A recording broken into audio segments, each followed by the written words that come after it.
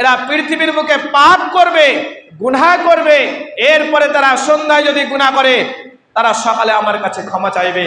আর যারা সকালে গুনাহ করবে, পাপ করবে, তারা সন্ধ্যায় আমার কাছে মাফ চাইবে। আল্লাহ রাব্বুল আলামিন এর ইবাদতের মাধ্যমে, আল্লাহ রাব্বুল আলামিনকে স্মরণ করার মাধ্যমে। কিন্তু আজ বর্তমান সময় আমরা মানুষ একেবারে বেহুশ হয়ে রয়েছে যে নামাজ এই জিনিসটা কি।